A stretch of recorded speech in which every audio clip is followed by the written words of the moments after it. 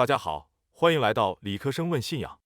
今天咱们来聊一句，即使你不是基督徒，也绝对听过的一句名言：上帝的归上帝，凯撒的归凯撒。在今天的互联网上，或者在主流的舆论圈里，这句话几乎成了一句万能的挡箭牌。每当有基督徒对社会热点、法律道德，甚至公共政策发表点意见的时候，总有人会跳出来甩出这句话：嘿，别忘了你们耶稣说的，上帝的归上帝，凯撒的归凯撒。信仰是私人的事，自己关起门来信就行了，别把宗教带到公共生活和政治里来。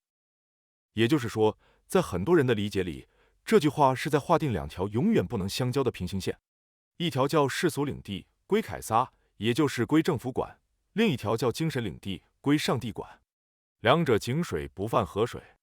这也是现在很多人极力推崇的绝对的政教分离，不仅教会组织要和国家机器分开，连你的信仰价值观也必须从公共生活中彻底剥离出去。听起来是不是特别合理，特别有现代文明的包容感？但说实话，每当我听到这种解读，作为习惯去扒一扒底层逻辑的理科生，我都觉得非常反感，因为这完全是对耶稣原意的一次极其拙劣的偷换概念。今天咱们就来硬核拆解一下，看看这个看似完美的平行线理论到底藏着多大的逻辑漏洞。首先，咱们回到2000年前那个历史现场。当时法利赛人给耶稣挖了个坑，问他纳税给罗马皇帝凯撒到底合不合法。这问题极其阴险，说合法得罪犹太老百姓，说你是卖国贼；说不合法，立马就能去罗马总督那里举报你煽动颠覆国家政权。结果耶稣怎么回答的？他拿过一个罗马银币，问这上面是谁的像？大家说是凯撒的。于是耶稣说了这句千古名言：凯撒的物当归给凯撒，神的物当归给神。很多人光盯着前半句，觉得耶稣这是在承认凯撒拥有一个和上帝平起平坐的独立王国。大错特错！在基督教的底层架构里，从来就不存在什么平行的双重系统，这是一个标准的嵌套系统。你想想，凯撒是谁？凯撒也是人，也是受造物。凯撒的权力是从哪来的？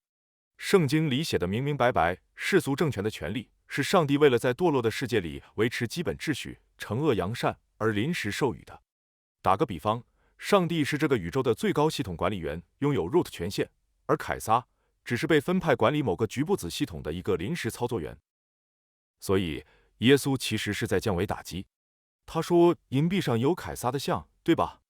银币是世俗经济系统的产物，代表着凯撒对公共秩序的管理权。那好，你把税交给他，这是对公共秩序的顺服。但是，耶稣马上跟了后半句：神的物当归给神。什么是神的物？银币上印着凯撒的像，所以归凯撒。那请问，谁的身上印着上帝的像？是你，是我，是全人类。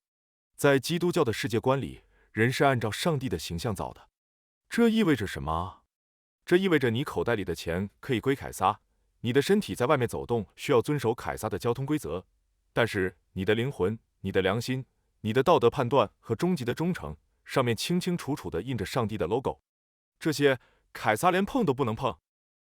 所以这句话根本不是让基督徒退出公共生活，恰恰相反，他是在警告世俗权力，你的手伸得够长了，管好你的治安和税收就行了，千万别试图取代上帝去控制人的良知，也别妄想自己去定义什么是绝对的善，什么是绝对的恶。基督徒带着信仰进入公共生活，不是要把教会变成政府，而是要在这个局部系统里做防腐剂，做照明灯，把上帝的公义带进世俗的规则里去。如果信仰不能指导公共生活，那公共生活就会被各种利益集团和无底线的世俗主义占领，那才是真正的灾难。说完了这个，咱们再来聊另外一个非常有迷惑性的论调。经常有人跟我抬杠，说政教分离多好啊！你看，政治上不同的党派需要竞争，这样国家才能进步。同理啊，宗教之间、不同的信仰之间更需要竞争。大家在一个自由市场里各凭本事，谁也别说自己是绝对真理。这句话听起来是不是特别有现代自由主义的优越感？他觉得这就是终极的信仰自由。但作为一个基督徒，或者稍微有点逻辑洁癖的人，听完这话都会觉得非常诡异，甚至毛骨悚然。为什么？因为这个人把社会的管理学和真理的本体论彻底搞混了。党派之间为什么要竞争？因为政治是利益的分配和博弈，大家都是凡人，谁也不敢说自己的政策永远100%正确，所以我们需要竞争，需要试错，需要妥协。但是，真理能拿来竞争吗？如果宗教可以像超市货架上的商品一样，比拼谁的包装好看，谁给用户提供的情绪价值更高，那它潜台词就是根本没有什么绝对真理，所有的信仰都只不过是人类大脑发明出来的文化产品。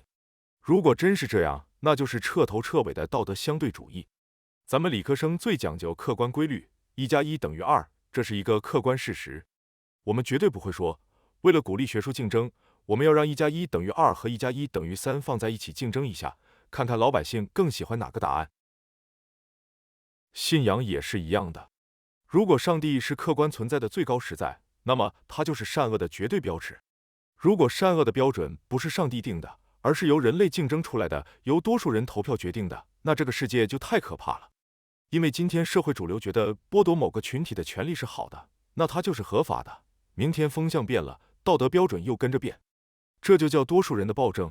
所有的好和坏都沦为了人类的主观偏好。所以，面对这种宗教竞争论，我们必须把两个概念切割得干干净净。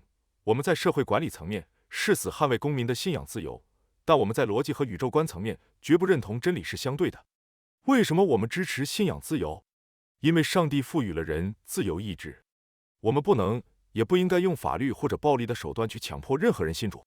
真正的信仰只能建立在内心的顺服上。